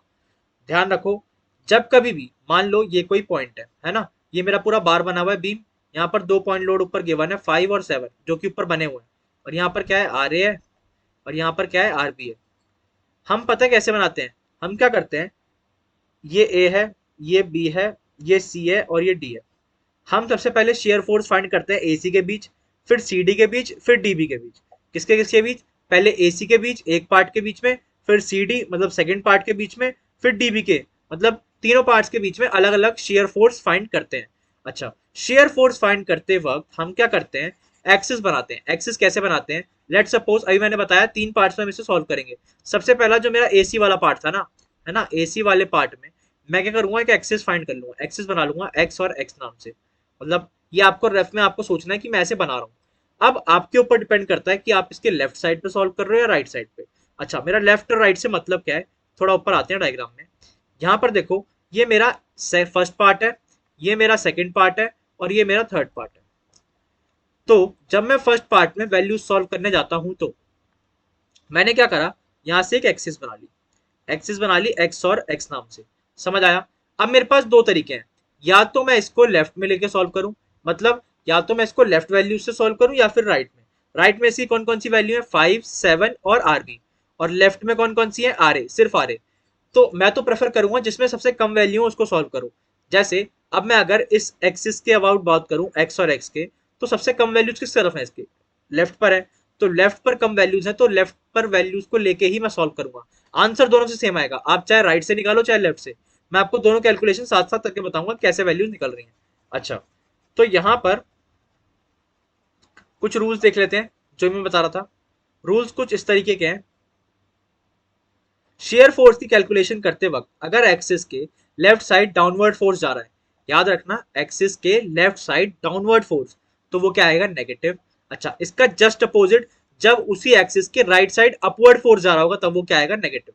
याद रहेगा, अगर एक्सिस के लेफ्ट में वर्टिकल फोर्स डाउनवर्ड जा रहा होगा तो नेगेटिव, अपवर्ड फोर्स जा रहा होगा तो भी नेगेटिव। इसको क्या बोलते हैं, नेगेटिव शेयर।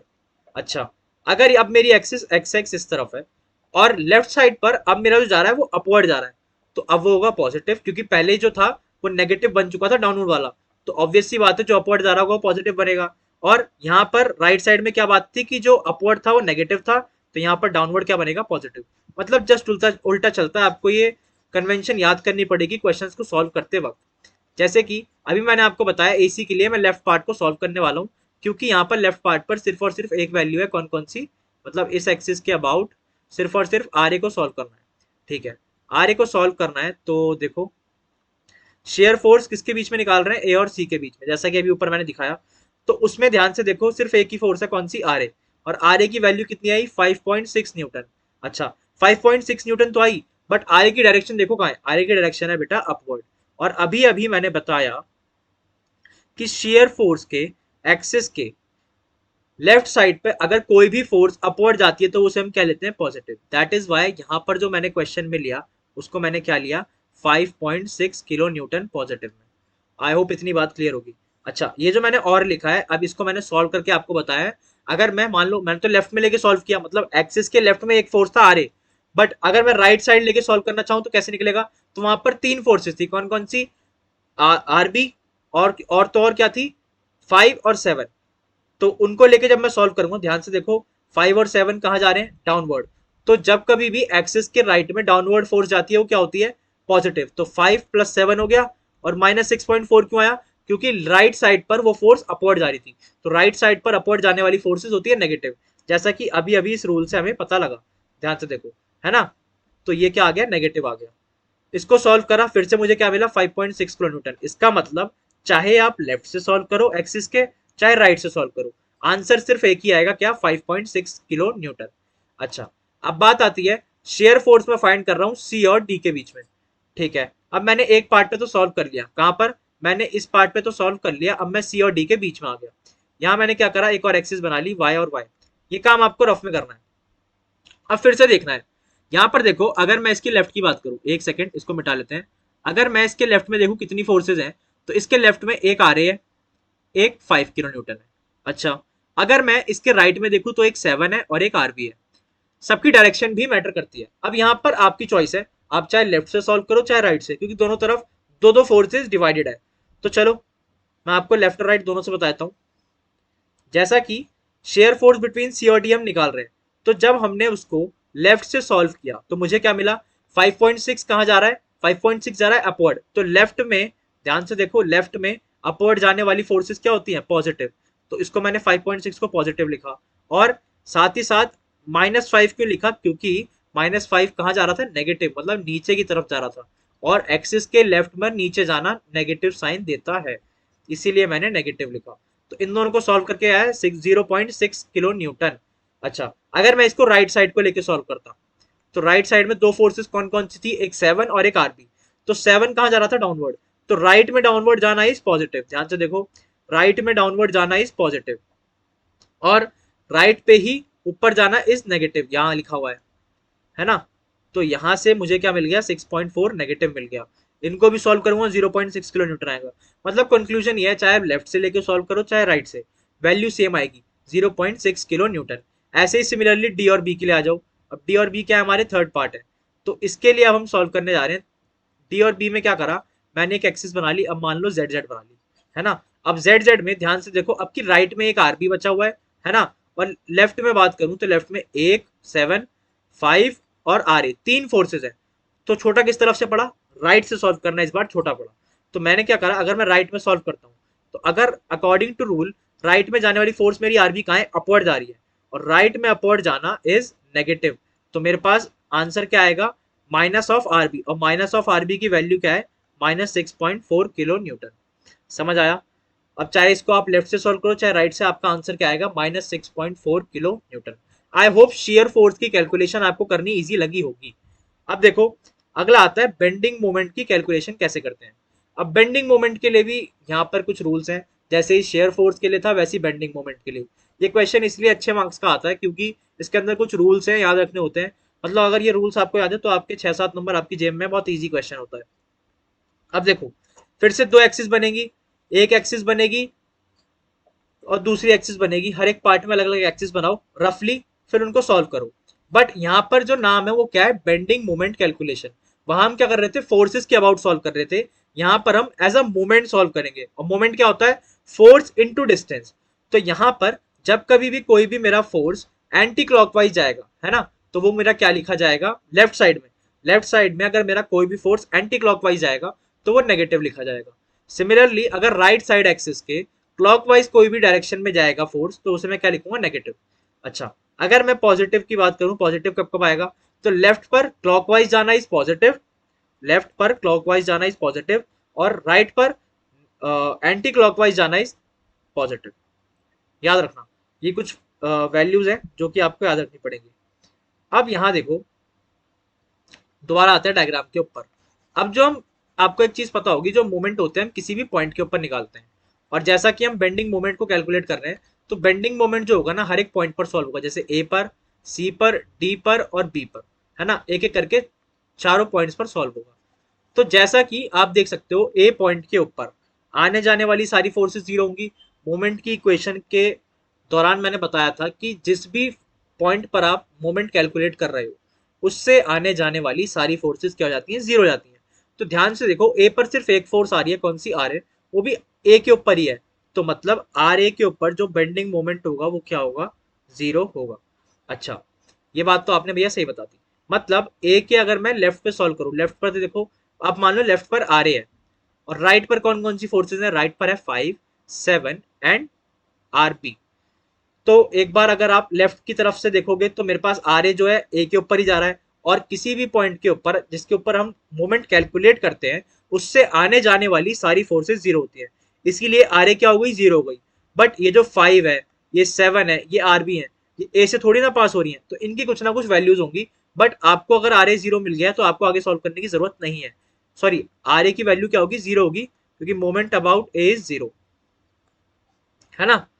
अब अगर मैं इसको राइट वाइज लेके सॉल्व करूं तो ध्यान से देखो, हमारा जो रूल कहता है वो क्या कहता है, अगर राइट साइड पे क्लॉकवाइज जाएंगे तो क्या मिलेगा, नेगेटिव, और लेफ्ट साइड पर एंटी क्लॉकवाइज जाने पे क्या मिलेगा, नेगेटिव। तो ध्यान से देखो, डायग्राम पे आओ, डायग्राम पे देखो, ए के अबाउट निकाल रहे हैं, सी के ऊपर इंडेक्स फिंगर रखो, फिर से सी कहाँ जा रहा है, नीचे, तो क्लॉकवाइज जाना इस क्या है, ध्यान से देखो, राइट साइड पर क्लॉकवाइज जाना इज नेगेटिव।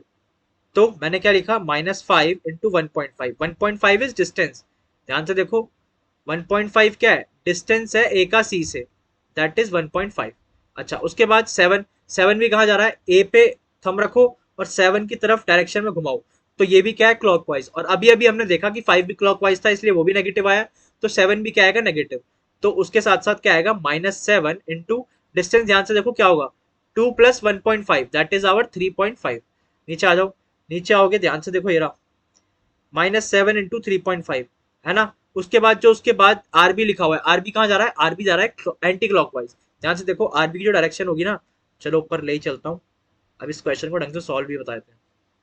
ए पर थंब रखा, आरबी की डायरेक्शन में घुमाया, आरबी कहाँ जा रहा है, ऊपर, और एंटी क्लॉकवाइज जाना राइट में, यहाँ लिखा होगा एंटी क्लॉकवाइज जाना राइट में इज पॉजिटिव।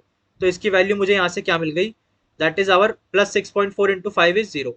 मतलब अगर आप इसको सॉल्व करोगे ना इस पूरी वैल्यू को, तो आपको जीरो ही कैलकुलेट होके मिलेगा। ठीक है, इतनी बात मुझे समझ आती है।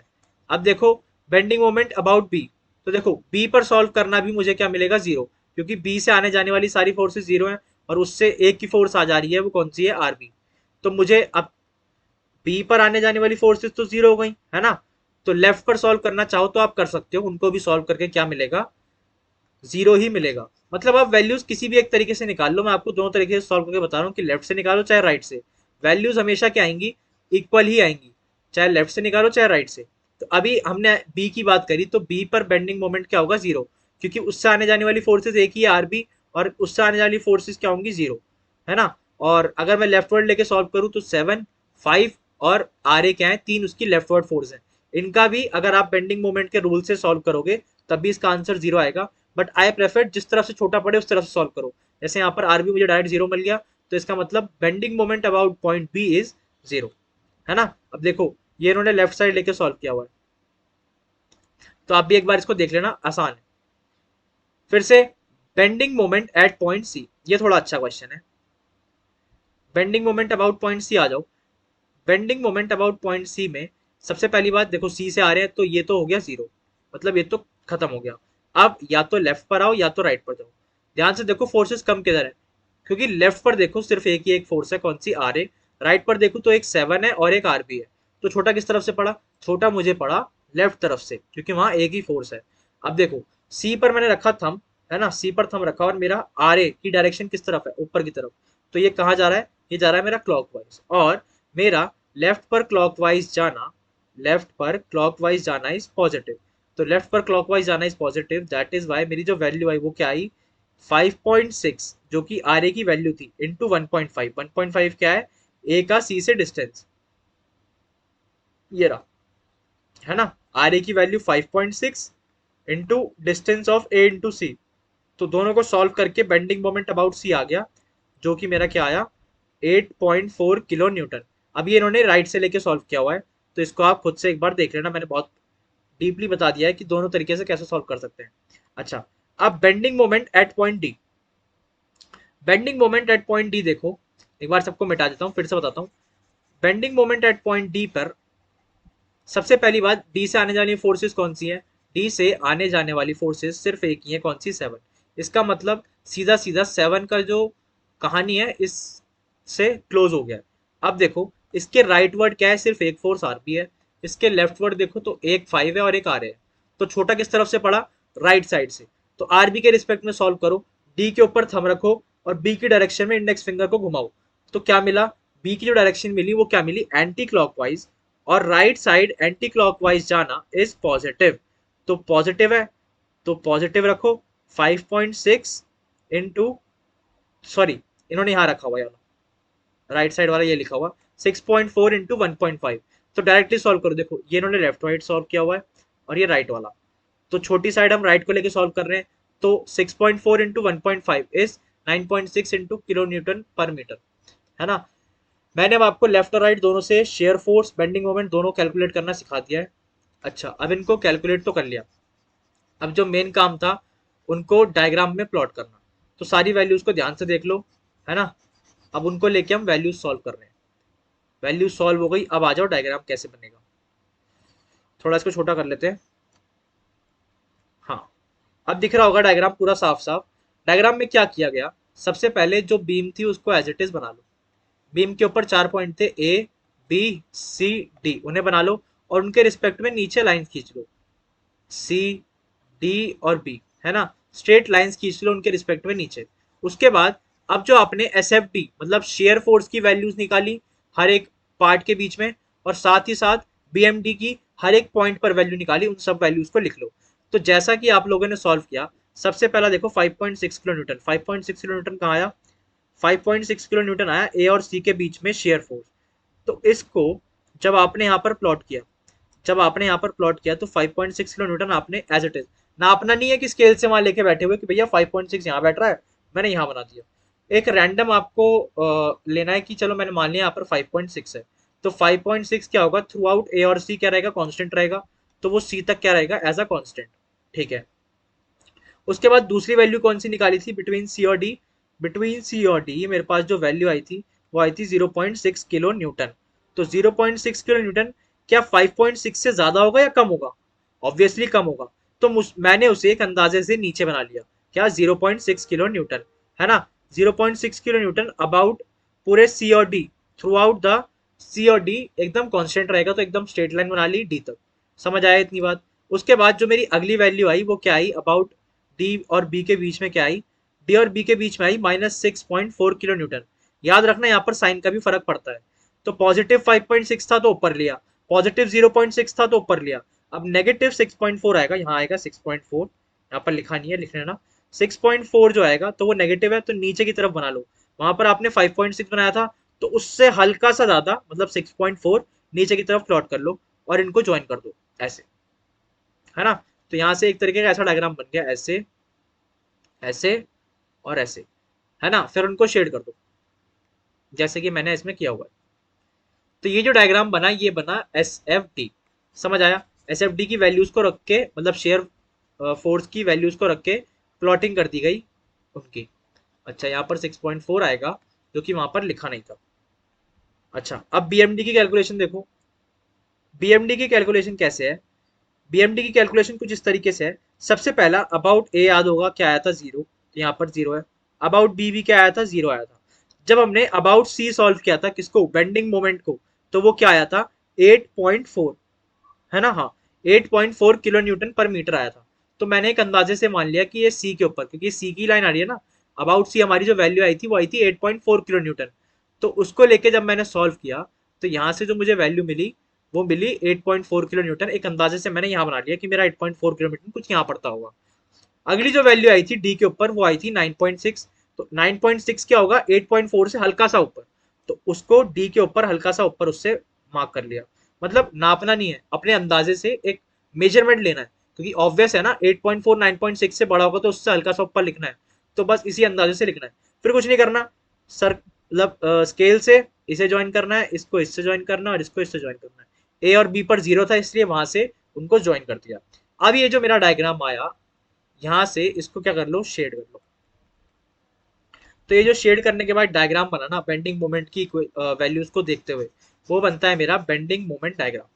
आई होप इतनी बात आप लोगों को समझ आई होगी। अब आप एस एफ डी और बीएमडी के सारे क्वेश्चन को सॉल्व कर लोगे। मैंने इसमें बहुत सारा टाइम दिया बीएमडी और एस एफ डी के अंदर, जिससे आपका एक 6-7 नंबर का क्वेश्चन बन सकता है, लास्ट ईयर बना था, इसलिए मैंने रिस्क ना लेते हुए इस क्वेश्चन को करा दिया है। अब मेरी तरफ से आपकी यूनिट 4 मैकेनिक्स पूरी हो चुकी है।